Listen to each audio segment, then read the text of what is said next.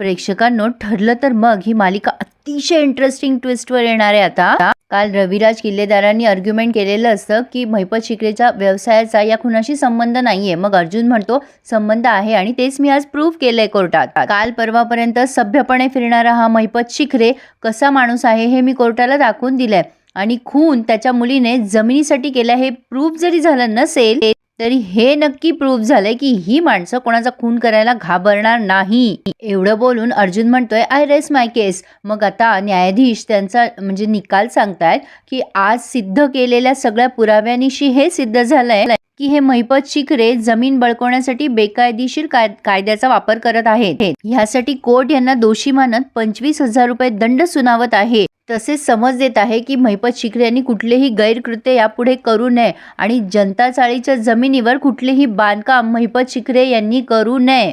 हे ऐकल्यानंतर बिचारा कुसुमचा जीव भांड्यात पडलाय. ही साक्षी आता चैतन्यकडे रागाने बघायला लागते. आता पुढे न्यायाधीश सांगतात की हे सिद्ध झालंय की साक्षी शिखरे या मद्यपान करून गाडी चालवत होत्या, त्यामुळे त्यांना सेक्शन 185च्या अंडर 10,000 रुपयाचा दंड ठोठवण्यात येणार आहे. शिवाय त्यांचे ड्रायव्हिंग लायसन 3 महिन्यासाठी सस्पेंड देखील करण्यात येत आहे. आज सादर झालेल्या बाबींवरून हे सिद्ध झालेलं नाहीये की विलासचा खून हा साक्षी शिखरे यांनीच केला, पण तशा संशयाला जागा नक्कीच निर्माण झाली आहे. त्यासाठी जर पुरावे सादर करण्यात आले तर हे कोर्ट त्याचा गांभीर्याने विचार करेल. आणि आता कोर्ट बरखास्त झालेले आहे. मधुभाऊ या अर्जुनच्या डोक्यावर हात ठेवतात आणि कुसुम सायलीच्या पण आणि निघून जातात. म्हणजे सगळ्यांचा निरोप घेतायत.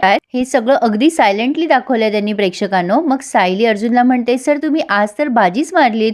कुसुम म्हणते पण खून साक्षीने केला हे अजून सिद्ध नाही झालंय.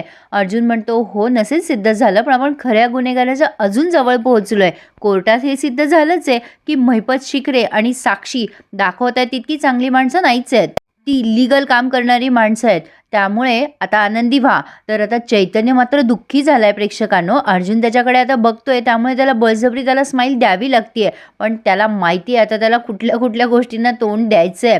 वाईट लोकांचं संगत ठेवली की असंच होतं. पण आता बाहेर कोर्टाच्या अण्णा, प्रिया, नागराज आणि साक्षी ही चांडाळ चौकडी उभी आहे. अण्णा म्हणत असतो या चाळीतल्या लोकांनी लईच थोबाडं उघडली आहेत, माझा घास घ्यायला निघालोय काय, एकेकाची थोबाडं कशी बंद करतो ना बघ.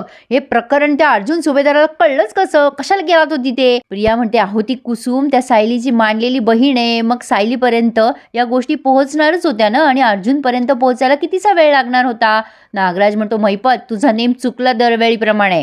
आता हे सगळं प्रकरण आपल्या अंगाशी नाही आलं ना म्हणजे मिळवलं.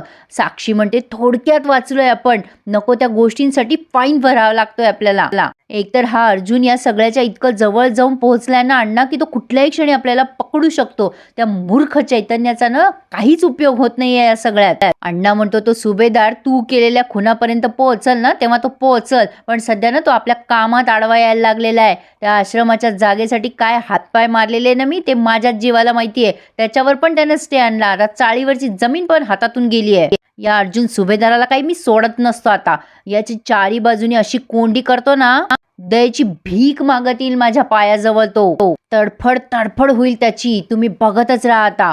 प्रिया मात्र या सगळ्या प्रकरणात आता चांगली दणाणली आहे प्रेक्षकांनो.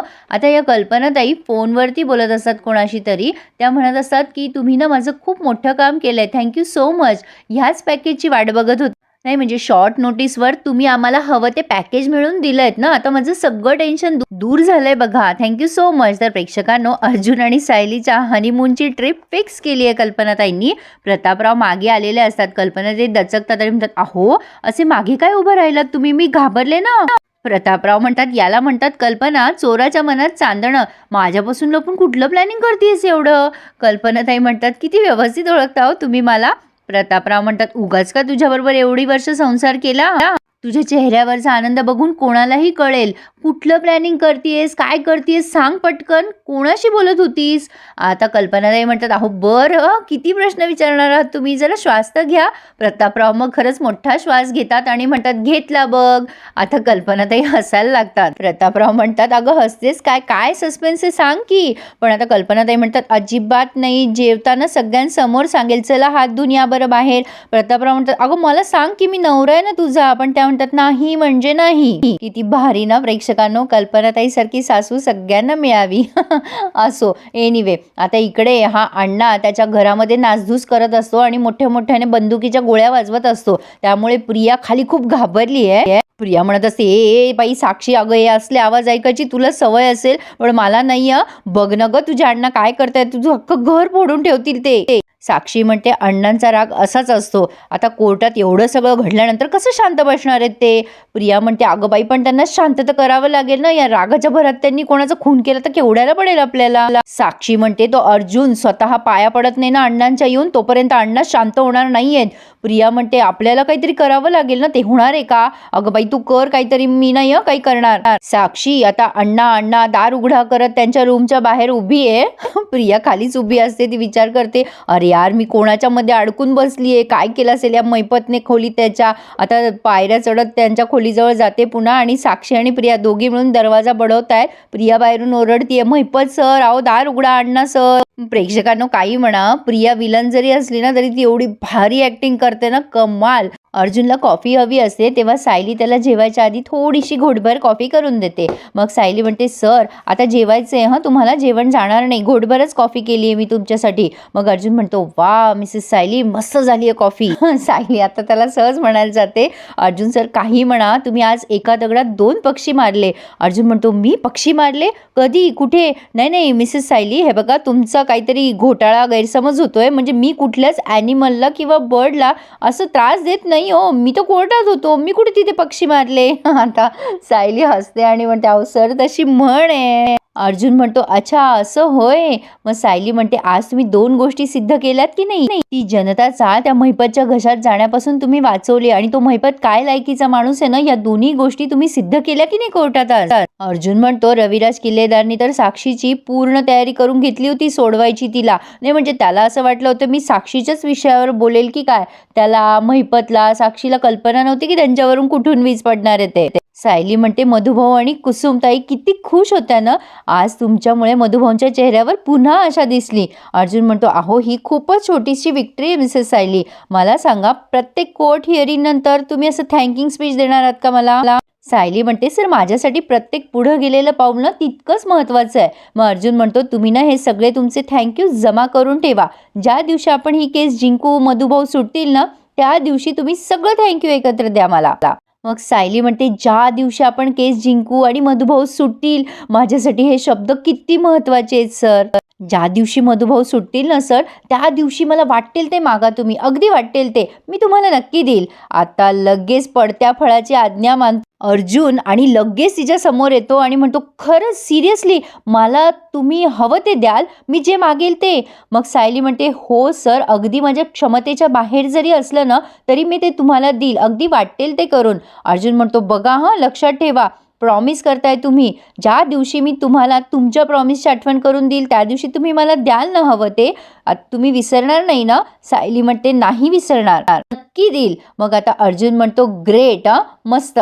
तर आता कॉफी प्यायला लागतोय तो, म्हणजे आता त्याला हवं ते सायलीला तो मधुभाऊ सुटल्यानंतर मागू शकतो, म्हणजे हे दोघं फॉरेवर एकत्र राहू शकतात. पण आता मध्येच सायलीला मधुभाऊंची आठवण आलेली दाखवली आहे, का कशामुळे माहीत नाही, तिची तंद्री लागते आणि ती मधुभाऊंबद्दल विचार करत असते. मग आता अर्जुन म्हणतो काय झालं, काय विचार करतायत, चला मम्मा खाली बोलवतीये जेवायला.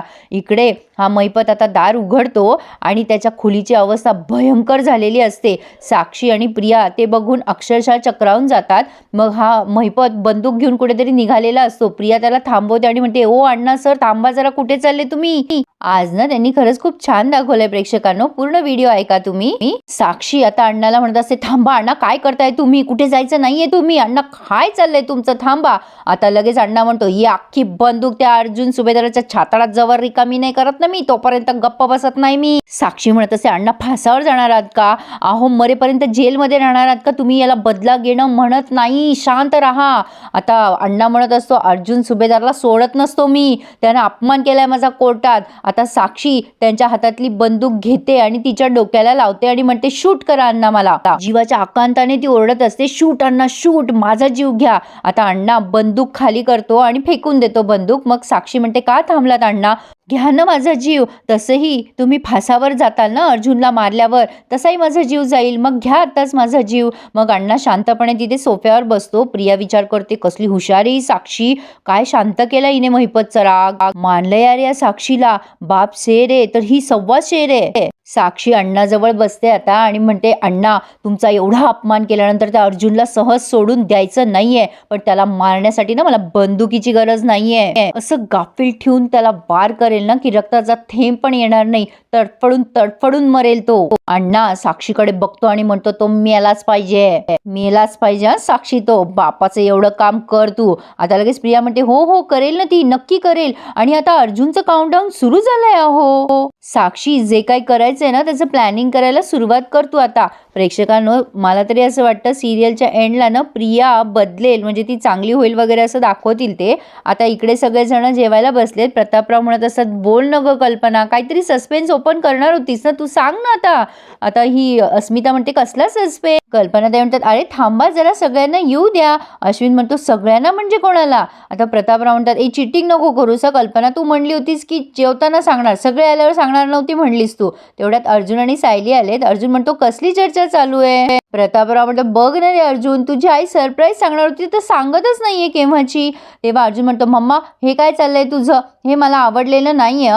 अर्जुन आता तिथे असलेली थाळी आणि चमचा घेतो आणि अनाउन्समेंट करतो, ऐका हो ऐका, मिसेस कल्पना प्रताप सुभेदार यांच्याकडे काहीतरी सरप्राईज आहे आणि ते ऐकल्याशिवाय कोणीही जेवणार नाही. आणि आता अश्विन आणि ही अस्मिता आणि अर्जुन तिघही जण थाळी बडवायला लागतात, जेवणार नाही जेवणार नाही, सस्पेन्स ऐकल्याशिवाय जेवणार नाही. आता सायली म्हणत असते आई सांगा लवकर, नाही तर कान आपले किटून जातील. तर प्रेक्षकांनो इथे त्यांनी या सस्पेन्सवर हा रिव्ह्यू पूर्ण केलाय. पण पुढे आपण बघतोय सायली अर्जुनवर चिडचिड करत असते, मी त्या प्रवासाला येणार नाही. अर्जुन म्हणत असतो माझ्यावर का चिडचिड करताय तुम्ही, मी केलंय का हनीमूनचं बुकिंग, मम्माने केलंय ना, तिच्यावर चिडा. आता घरी यांच्यात चैतन्य आलेला आहे, त्यामुळे सायली आणि अर्जुन दोघंही टाळाटाळ करत असतात मुद्दाम. अर्जुन म्हणत असतो किती काम आहेत चैतन्य आपल्याला. मग कल्पनाताई म्हणतात मी चैतन्याला विचारूनच हे हनीमूनचं बुकिंग प्लॅन केलंय. अरे अर्जुन मी चैतन्याला ऑलरेडी फोन करून विचारलं होतं, तुझं काही मीटिंग तर नाहीये ना या आठवड्यात, काही महत्वाचं काम तर नाहीये ना. त्याने मला सांगितलं की नाहीये,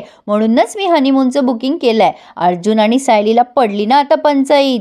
तर प्रेक्षकांनो हे दोन्ही कपल माथेरानला जाणार आहेत हनीमूनसाठी आणि आय गेस तेव्हा प्रतापरावांवर संकट येणार आहे या महिपतमुळे आणि साक्षी चैतन्याला त्रास देणार आहे. म्हणजे हे सगळं अर्जुन सायलीच्या अपरोक्ष होणार आहे. त्यामुळे मालिकेमध्ये भरपूर ट्विस्ट आणि टर्न्स येणार आहेत. त्यामुळे ठरलं तर मग आपल्या चॅनलवर डिटेल आणि खराखुरा रिव्ह्यू ऐकायला विसरू नका. त्यासाठी चॅनलला सबस्क्राईब करा, लाईक करा आणि कसा वाटला आजचा रिव्ह्यू हे मला नक्की सांगा.